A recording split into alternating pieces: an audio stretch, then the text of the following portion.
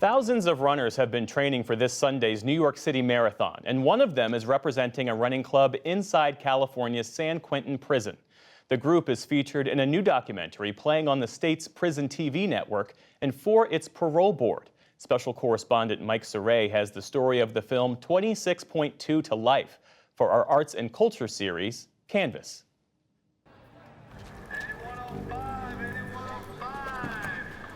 Knowing you're going to be locked up for the rest of your life, you got to have ways to cope. The new documentary, 26.2 to Life, chronicles San Quentin's 1,000-mile running club, training for its annual 26.2-mile marathon inside the prison's exercise yard. But it allows you to feel like you're doing something normal, that you're doing something that's not prison. First-time film director Christine Yu wanted to break down the viewers and her own preconceptions of inmates serving indeterminate and, in many cases, life sentences. I really only knew about prison life from what we see in Hollywood movies and TV series and popular culture. So when I first walked into San Quentin, my initial perception was really off.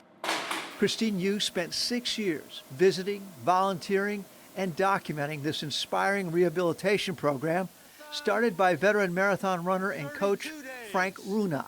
Named the club the 1,000-Mile Club. The idea was to have the inmates run 1,000 miles while they were at San Quentin. Hey, we're going in 10, 9, 8.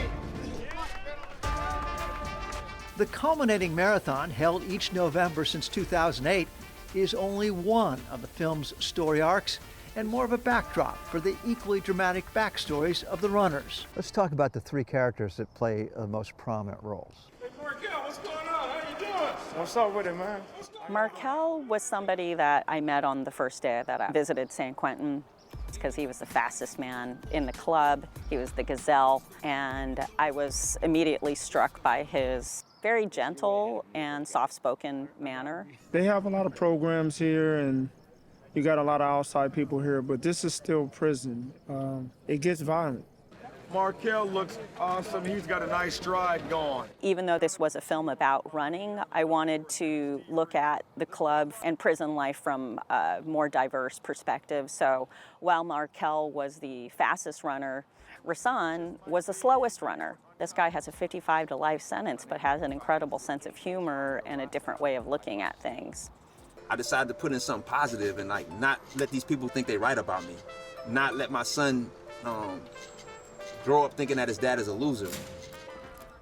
Tommy Wickard is serving a 57-year sentence for murder and gang-related activities. This doesn't happen in every prison. You got to remember, all I did was hang around gang members and do drugs and sell drugs and hurt people. Now I'm around coaches that are just like my mom and dad, that growing up with good people. I originally met his wife, Marion, and so I thought, wow, this is would be an amazing opportunity to show what being a father or a husband from prison is really like. All right now, New York. Despite the prison marathon's 6 90-degree turns, Markel the Gazelle Taylor wins the race in little over 3 hours. Tommy Wickard completed his 105 laps around and through the crowded prison yard under 4 hours. No one said it was going to be easy. You're doing great. And Rasan New York Thomas predictably finished last. I'm supposed to be miserable. I'm supposed to be a failure. I'm supposed to give up. I'm supposed to die in here. The film doesn't overly play up the race for its primary drama or conclusion. The rest of the story is even more inspiring. My goal is to run under 3 hours. Maybe qualify for Boston. Here, be the first one to do that. I knew that he had been denied parole twice, but, sort of shame on me for thinking that dreams don't and can't come true. So, to have that goal and to maintain that dream from inside, I think says a lot about his mental and spiritual fortitude. Markel, get out here. Markel was paroled on his third attempt after serving 17 years of his 15 to life sentence for second-degree murder. He has since run the Boston Marathon twice, once under 3 hours, and has been sharing his story and the film with juvenile offenders around the country. I'm an ambassador for lifers, life incarcerated men and formerly incarcerated men, and what I experience and what I go through can help change policies and the way people are being treated, even from the outside or the inside. Markel works full-time at a local supermarket while training for New York and other marathons, and spends evenings back inside San Quentin, now as one of the 1,000 Mile Club's volunteer coaches. California's Governor Newsom commuted Rahsaan New York Thomas's sentence after serving 23 years in prison. Here in San Quentin, we call this the bottleneck. You go from dirt to asphalt, and if you step on a rock at 22 miles, it's going to get your attention. Tommy Wickard is the current president of San Quentin's 1,000 Mile Club. His release date is 2045, unless he gets paroled sooner. I didn't want to make an issue film. I would like for the audience to, after having seen it, for them to decide if they think that our approach to incarceration can be improved or not.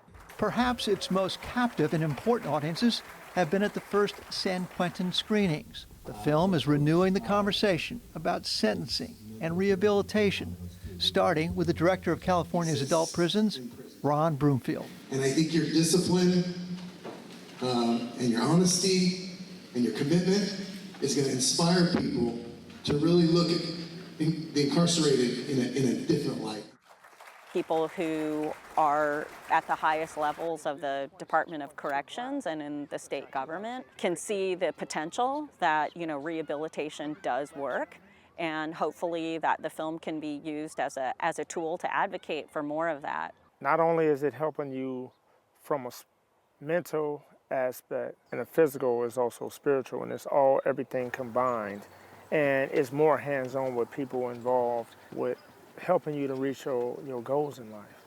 For the PBS NewsHour, Mike Saray in San Quentin, California.